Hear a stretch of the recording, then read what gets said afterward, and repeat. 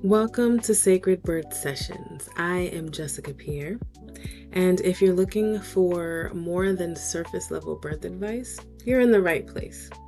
This is where preparation replaces panic, questions are welcomed, and women learn to trust themselves through pregnancy, birth, and beyond. So, take a deep breath, settle in, and let's get into today's session.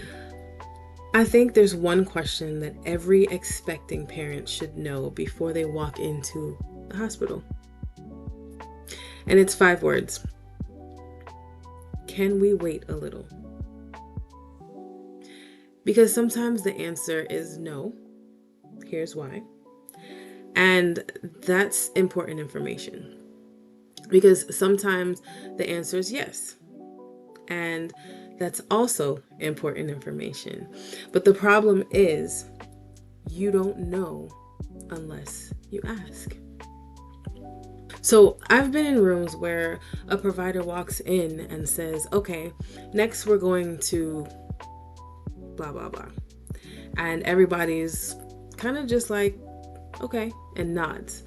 Not because they necessarily agree, but sometimes they don't even understand what was just proposed. But the wording itself makes it sound like the decision's already been made. And I want to be clear that this doesn't automatically mean somebody's trying to pressure you. Healthcare providers and professionals communicate rather quickly. And hospitals are busy, there are routines, there are protocols. But when you're the patient, you are allowed to slow the conversation down. And I always think you should, except for when, there's dire emergencies. But you're allowed to slow down the conversation and ask questions. When I say, can we wait? I'm not teaching women to automatically refuse interventions. Actually, I think that's an important decision. The goal isn't no. The goal is to understand. To understand, why are we doing this? What are we hoping to accomplish? Is there something wrong? How urgent is this? What happens if we wait? What happens if we don't? What alternatives exist? This is informed decision making. Again, that's back to the brain tool that I always talk about. Same concept. What are the benefits? What are the risks? What are the alternatives? How can I use my intuition? And what if we do nothing? What'll happen? I have supported enough inductions to know that there can be a point where everything starts to feel like, okay, sure, what's next? And that comes with information or suggestions about medication. We go from medication to, all right, let's wait and see. We go cervical check. Next recommendation, another check, another conversation. And eventually, parents stop asking why. Because they're exhausted. Decision fatigue shows up. Mom may have been awake for a very long time. Partner is tired. They've heard so much unfamiliar terminology all day, all night, and suddenly something that would have generated 5 questions at 2 p.m. gets a sure, okay, at 3 a.m. And that is completely real. I've had so many moms who have gone in for an induction. They start off with they went on unmedicated, And then they get unsure when they hear induction, and when they go in for the induction, then they're already wavered at what they want to do as far as medication goes. So whatever they were completely sure on when they built their birth plan, it's kind of like shaky when they get into the hospital, because they're aware, with all of the research on Google and TikTok and things like that, that basically say when you go in for an induction, especially that Pitocin, it's going to be a doozy. So like I said, the longest as a doula, the longest I've been at a birth at the hospital was 26 hours. So imagine they were there for hours before I got there, because again, I show up at active labor, so that's about 5 to 6 centimeters. So imagine being there for 36, 48, 72 hours in labor, and you're physically tired. You can't really get much sleep, so therefore you're mentally tired. And so after a while, you're kind of like, all right, whatever, let's just do whatever to get this baby out. It happens more than you think. But again, all of this is real.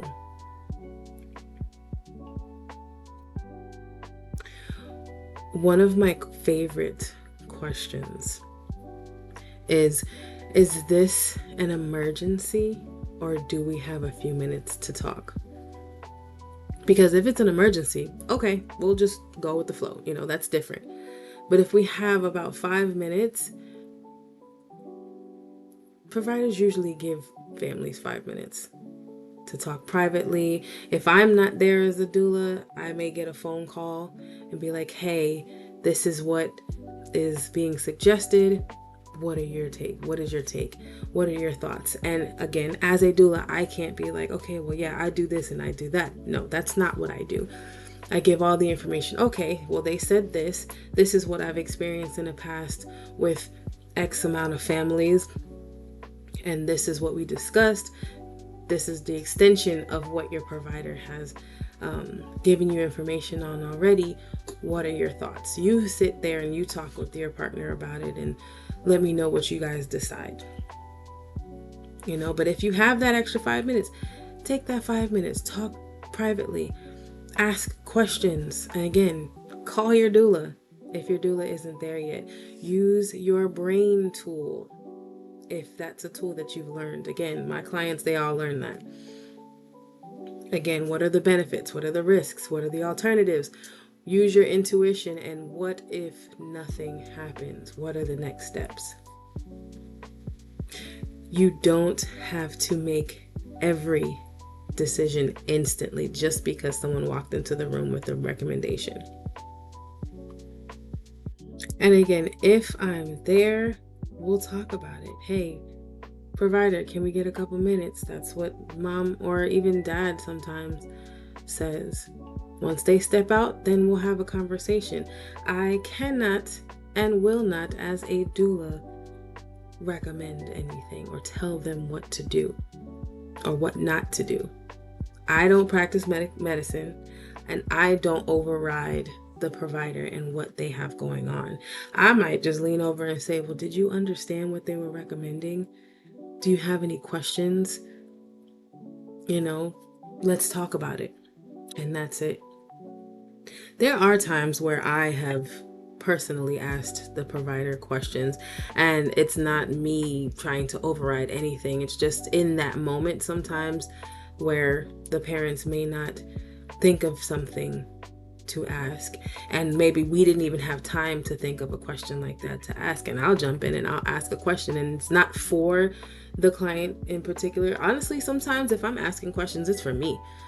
Make it make sense to me so that I know once I, as a doula, go to help any mom in the community, that I know for future references, this is why you're recommending this in this particular situation versus that particular situation, or whatever the case may be. I essentially am there to help them stay engaged in making their own decisions. And sometimes she asks all the questions and then chooses the intervention. At the end of the day, that's still advocacy. Choosing an intervention and understanding it is not a failure of natural birth. Sometimes moms could even ask, well, can we wait? And the provider may say, I really don't recommend waiting, and here's why. In that moment, listen. Ask them to explain. This isn't about automatically distrusting medical professionals. That's never the thing. At the end of the day, preparation should make communication better, not adversarial. I'm not trying to make an enemy out of you and your provider at all, especially as your doula.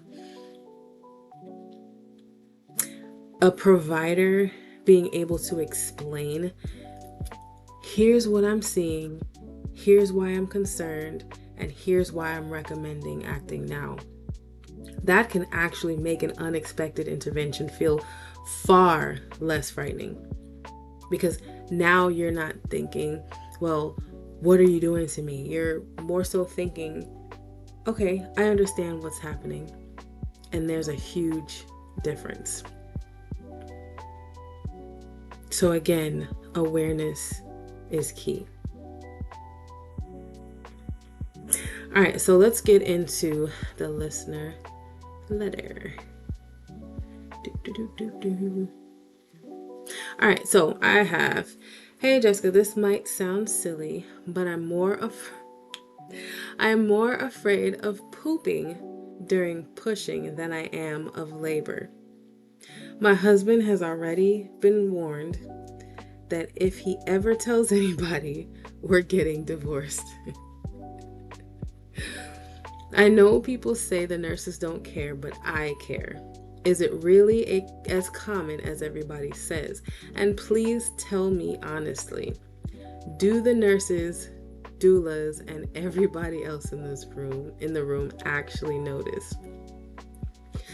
So I giggle at this because I hear this way more often than you may think. I actually just had a client the other day. She's pregnant with twins, and she asked me about that as well. And I'm just like, whoa, wait, hold on. This should be the furthest thing from your mind. Okay, so my client told me this. She asked me this the other day because just like you, her biggest fear is pooping rather than laboring. So let me free you right now. And tell you, doulas, birth assistants, providers, we do not give a shit. Pun intended. We don't care. We don't care. Literally, like, again, as a birth assistant, I worked in births at birth centers and home births. And some of the time, it was in the water. And yes, moms have pooped in the water. We literally have like this fishing net that if we see that, scoop it out, put it in the trash, and then we sprinkle either lavender or peppermint essential oil over it in the trash can and keep it moving. It's all a natural part of the laboring process. Yes, your bowel movements during pushing can happen. And it does happen quite often, but no, it doesn't happen with everybody. A lot of moms purposely empty their bowels before they actually go into labor as much as possible. But your bowel movements during pushing can also happen because the same muscles and pressure involved in pushing the baby down can also move stool. So like I said, we genuinely do not care. We will, if it's on a bed or whatever, we'll kind of scoop it out and move it. The only way you will know if you pooped is if you smell it before we can actually get to it, or if one of your family members, which I've had as well, and I'm looking at them like, bruh, like, why would you say something? They were like, ew, you're pooping. We try our hardest to kind of like silence that. Half of the time your partner won't even know, like I said, unless somebody announces it. And why would anybody want to announce it? But again, I've had quite a few family members mention it and kind of scream it, and they get the death stare from all of the birth workers in the room. But at the end of the day, birth requires vulnerability. Bodies make noises. Fluids happen. People vomit. People poop. People shake. People sweat. You know, birth isn't supposed to be pretty. You're not performing, you are giving birth. So please keep that into consideration. I know you already threatened your husband with divorce, but like I said, he may not even realize that you pooped. And if he does, he probably ain't gonna say nothing to you. So just go with the flow. And that is my 2 cents. All right, so if Sacred Birth Sessions has you realizing how many conversations you want to have before labor, that is exactly what we do inside of Sacred Birth Blueprint. And you can email me at connect@sacredbirthsessions.com to learn more. Until next time, stay informed, stay grounded, trust yourself, ask the questions, and remember, understanding your options does not mean you have to refuse them. It means you get to participate in choosing them. I will see you in the next session. Peace, blessings, and abundance.